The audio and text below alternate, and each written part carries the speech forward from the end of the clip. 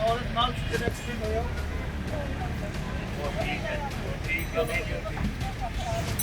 चलो मैं उसको नहीं चेक कराता हूँ आप कह दिया इंशाल्लाह मैं बैठा हर कोने साथ आप है मामू आप ही साथ बैठे हैं वाले थे आप DHQ में मैंने कह दिया परेशान नहीं होना ठीक है